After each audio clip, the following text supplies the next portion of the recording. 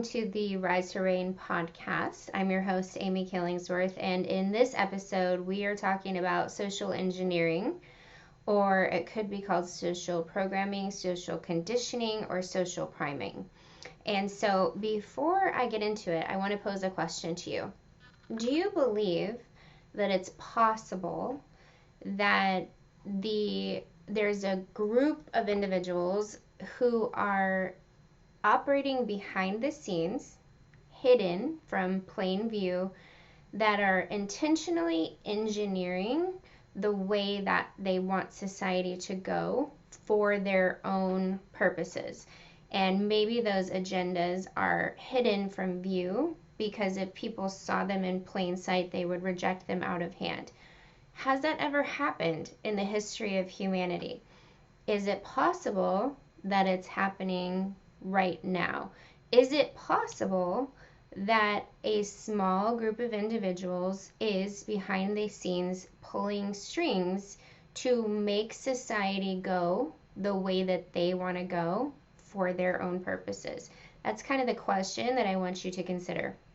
And as you consider this, I just want to point out that you will encounter some cognitive dissonance, and that's okay. So what is cognitive dissonance? Well, cognitive dissonance is a psychological term that for the thing that happens inside your brain when you hold two conflicting beliefs or thought systems at the same time. It creates this like friction, and it can be very uncomfortable until you really learn to sit with it and to sit in the cognitive dissonance. So I want you to know, first of all, that's normal. Cognitive dissonance is normal. The second thing is that you're safe to consider other perspectives. That's one of the things that has been sort of lost, is the process of logical inquiry and being able to consider ideas that are different than maybe what we were taught by our parents or what we were taught by religious systems, or we were taught in school, that this is the way that it is. This is the way that we do it. And we sort of accept those things and they're ingrained in us and we just believe them to be true.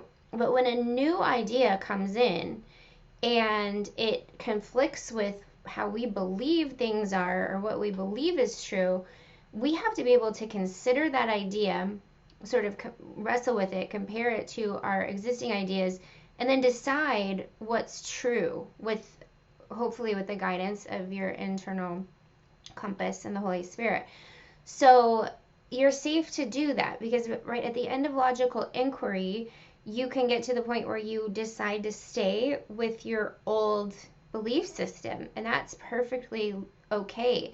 But if you're not doing this process regularly, if you're not considering ideas and holding them up to what you have believed prior to that new idea coming in, you're not growing. So this is how we grow. This is how we evolve. And I will also tell you that it is absolutely impossible to have what can only be considered a spiritual awakening until you are willing and able to undergo cognitive dissonance, because new ideas, new thought systems are always presenting themselves to us. And if we reject them out of hand, no, I won't look at that. No, I won't think about that. Then you're not going to have the opportunity to awaken to new ideas and new possibility. And this is how humanity evolves and grows, for lack of a better purpose or better term.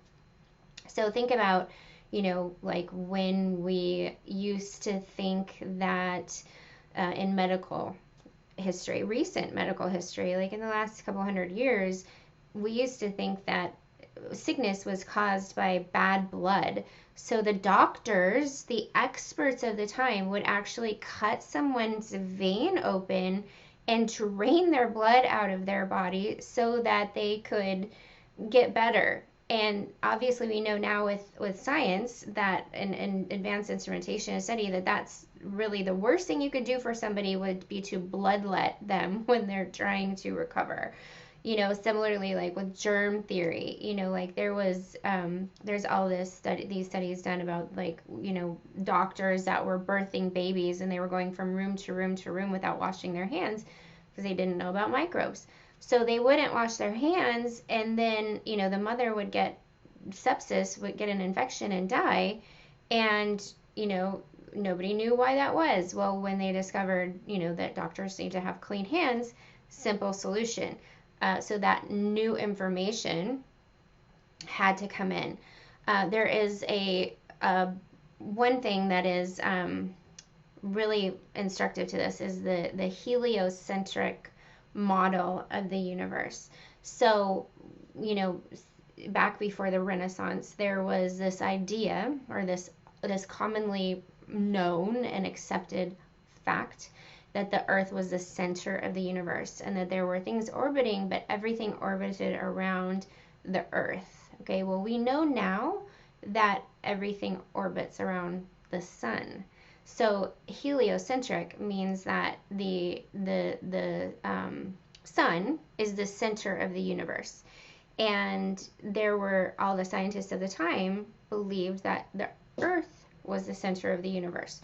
So when Copernicus came along and Galileo came along, and they posited this new idea that no, it's the Earth that's actually rotating the sun, they were persecuted, they were thrown in jail. Why? Because of cognitive dissonance. They weren't allowed to question the narrative of the day. And so this is actually how social conditioning and programming occurs. There's a narrative, there's a story that's accepted. And the reason why actually the church was behind the persecution of Galileo and Copernicus, because the church needed people to believe that the Earth was the center of the universe to prop up some of their theological structures of the time.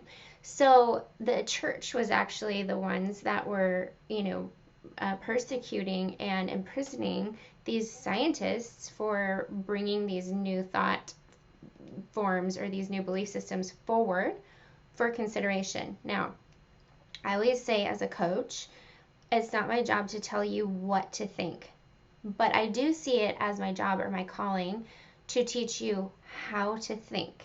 And so this is how you do it. This is how you think, and it's a lost art, and it's a lost skill in our society. Critical thinking and public discourse and dialogue is what is absolutely needed for you to form a solid belief system that's yours, that's not just handed to you by your parents or your religion or your school system. And that's very dangerous. When there's a narrative that's being promoted that you can't question without fear of persecution, that's your cue that there's an agenda.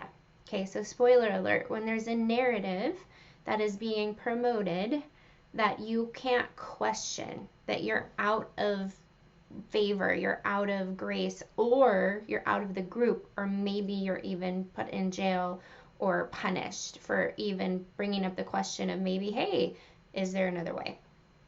Is this true? Could there be something else at play? That's your clue right there that an agenda is at play when you cannot question the accepted narrative. So cognitive dissonance is the ability to have that discourse even just within yourself, where you're like, okay, I believe option A, but this option B has now come into my awareness. And so I'm going to compare the two, and I'm going to hold the two at the same time, and I'm going to sit in that discomfort, and I'm going to ascertain or discern what is the actual truth. And now, so this begs the question, what's the difference? What is actual truth? So there's objective truth. Objective truth is based on the object. It's like, it's not based on the observer, it's based on the object. So that means that it's true. It's true no matter what. Nothing changes it. It's true. Then there's subjective truth, which is based on the perception of the person. So you can have subjective truth that is absolutely true for you.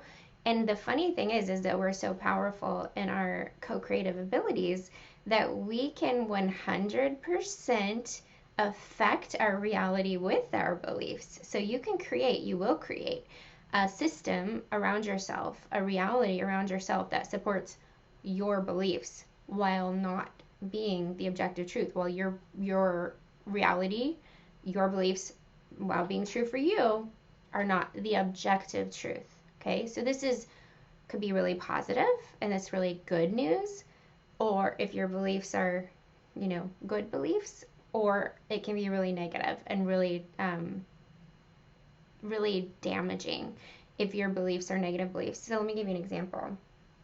Let's say that the objective truth, and I believe this is true, is that the universe that we live in is abundant, and that God is good, that there is a good God, that He is a loving Father being that wants good things for you and wants to bless you, and that there's plenty for everyone, and that righteousness, which is a state of being aligned, peace, which is a calm feeling, nothing missing, nothing broken, and joy is your birthright.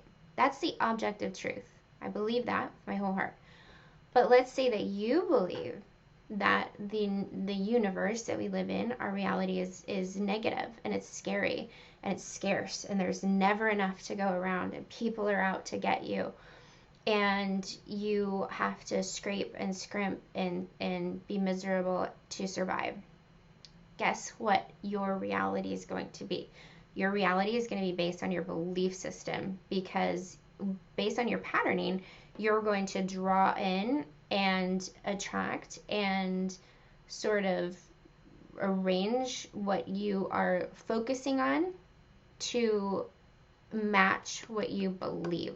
Okay, so your beliefs are incredibly important.